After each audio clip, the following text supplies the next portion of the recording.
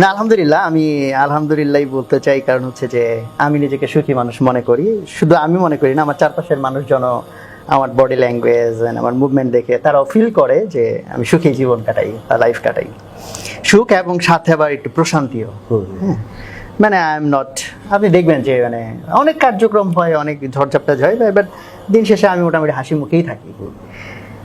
তো সুখ ব্যাপারটা নিয়ে আমিও অ্যাকচুয়ালি মাঝখানে ম্যাথোডোলজিক্যালি রিসার্চ করার কিছুটা চেষ্টা করছি। সেটা শুরু হয়েছিল ডেলিভারিং হ্যাপিনেস, একটা বই আছে টনি শেয়ার, ওই যে চ্যাপলস.com এর যে মালিক, ওর বইয়ের নামই হচ্ছে ডেলিভারিং হ্যাপিনেস। সো এবং ওই হ্যাপিনেস মুভমেন্টের সাথেও খুব ভালোভাবে জড়িত। তো এবং ওর যে বইটা ডেলিভারিং হ্যাপিনেস খুব খুব বিখ্যাত বই। তো ওই বিখ্যাত বইটার মধ্যে ওই আপনার মানে ওই ওই বইয়ের মধ্যে 3টা পার্ট আছে। লাস্ট পার্টটা ওই হ্যাপিনেসে গিয়ে গড়ায় আর কি, যে হোয়াই হ্যাপিনেস ম্যাটার্স এবং হ্যাপিনেস জিনিসটা আসলে কি। তো ওখান থেকে আমার প্রথম ইনিশিয়ালি, মানে আমি আগে থেকে, মানে আমি যখন থেকে আমার রিলিজিয়াস টার্নটা হয়েছে 2012-এ, তারপর থেকে আলহামদুলিল্লাহ আমার হ্যাপিনেস অ্যান্ড বিশেষ করে প্রশান্তি, এটা আলহামদুলিল্লাহ অনেক ভালো। তার আগে যে আমি অসুখী মানুষ ছিলাম তা না, তার আগে আমি সুখী মানুষই ছিলাম, বাট অনেক সময় হচ্ছে ওই যে টেনশন আমাকে মাঝে মাঝে কাবু করতো, যেটা আলহামদুলিল্লাহ এখন অনেক বেটার। তো আমি এই জন্য বোঝার চেষ্টা করলাম যে সুখ ব্যাপারটা কি। হ্যাঁ, আমি হয়তো ন্যাচারালি হ্যাপি টাইপ, কিন্তু আমি নিজেও জানি না, হয়তো একটা বল মারছি, গোল হয়ে গেছে, আমি নিজেও জানি না যে কেমনে মারছিলাম।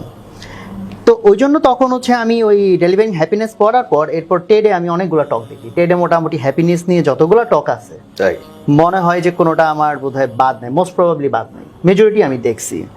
সো মানুষজন কি বলে, রিসার্চ কি বলে, এবং মাঝখানে একটা সময় আমার নিউরো সায়েন্স নিয়ে অনেক ইন্টারেস্ট ছিল। আমার অনেক সাবজেক্ট নিয়ে ইন্টারেস্ট থাকে। তো এই যে ব্রেইন কিভাবে কাজ করে, হ্যাপিনেস এটা কিভাবে কাজ করে, তো ওগুলো নিয়ে মোটামুটি ঘাটাঘাটি করছি। তো ওইখানে অনেকগুলো অ্যাঙ্গেল থেকে বলা যায়, বাট সায়েন্সের অ্যাঙ্গেল থেকে বলতে গেলে হয়তো একটু জটিল হয়ে যাবে। সো ওইটাকে অ্যাভয়েড করে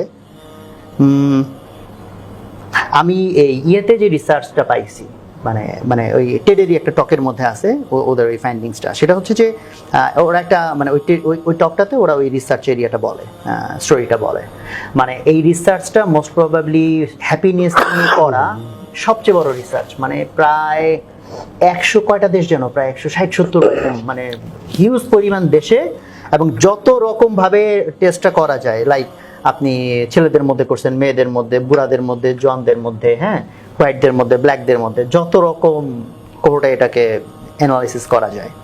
তো ওদের টেস্টটা ছিল এরকম যে ওরা $20 দিত প্রথমে। ওরা ইউএসএ কোন একটা স্টেটে প্রথম টেস্টটা করে, যে $20 দিল র্যান্ডম পিপলকে, দিয়ে বললো যে এই $20 তুমি চাইলে নিজের জন্য খরচ করতে পারো, লাইক একটা কফি খাইলা বা একটা বই কিনলা বা একটা মুভি দেখলা, অথবা তুমি চাইলে অন্য কারোর জন্য এটা খরচ করতে পারো, কাউকে ডোনেট করলাম।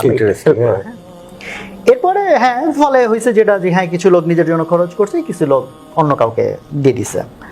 এরপরে ওরা আবার সার্ভে করছে, এরপরে ওদের মেন্টাল স্টেট কি হয়। এরপরে ওরা দেখলো যারা নিজেদের জন্য খরচ করছে তাদের তুলনায় যারা টাকাটা অন্যদের জন্য খরচ করছে, they are much more happier after spending the money. ওরা প্রথমে ভাবলো যে ওয়েল, এটা হইতে পারে আমরা যে কালচার, যে সোসাইটিতে, এটার কারণে হয়তো এটা হইতে পারে, বাট আমরা দেখতে চাই এটা কি আসলে সবসময় সত্যি কিনা।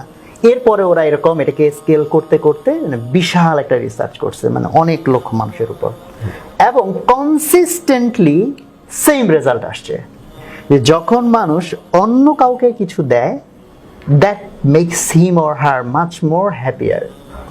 তো এটা আমি একটা থিওরি বললাম, এটা অনেকগুলা থিওরি আছে, এটা ওয়ান অফ দ্য থিওরি বললাম। তো আমার কাছে মনে হয় এইটা একটা ইম্পর্টেন্ট জায়গা, আজকের মানুষের যে হ্যাপিনেস নাই, এটার একটা ইম্পর্টেন্ট জায়গা আমার কাছে এটা মনে হয়েছে যে প্রাণ এবং বস্তু। প্রাণ ভালোবাসা ফেরত দিতে পারে, কেয়ারিং ফেরত দিতে পারে, বস্তু পারে না।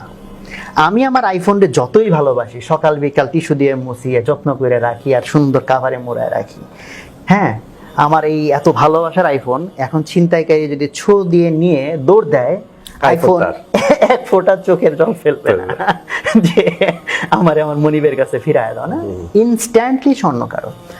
আজকের পৃথিবীতে মানুষ তার সমস্ত এফোর্ট দিচ্ছে ম্যাটেরিয়ালের পেছনে, এগুলো আমার আন্ডারস্ট্যান্ডিং করতেছি, I could be wrong.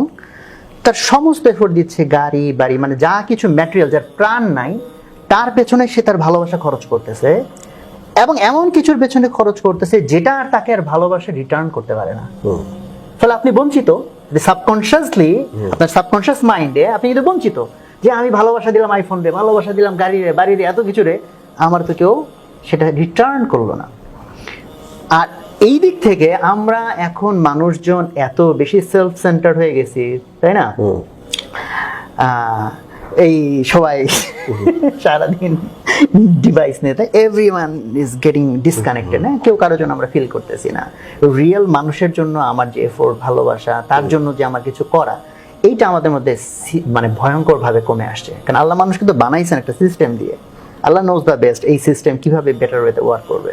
So এখন বাবা মা বাচ্চা, এই আমেরিকাতে আমি প্র্যাকটিক্যাল এক্সাম্পল দেখছি যে মানে যাদের মানে ছেলে মেয়ে বাবা মার সাথে ওয়েল অ্যাটাচ, তারা সর্বোচ্চ হলো ফাদার্স মাদার্স ডেতে একটা গিফট পাঠায়, ফোন টোন দেয়, আর খুব যদি ছেলে হয় হয়তো বছরে একবার এসে দেখা করে যায়। আর নর্মাল কেস হচ্ছে যে ইভেন ফাদার্স মাদার্স ডে তো হয়তো ইভেন কেয়ার করে না। তো এই জায়গাটাতে যে যাচ্ছে, আমার ধারণা এটা একটা ইনএভিটেবল আউটকাম।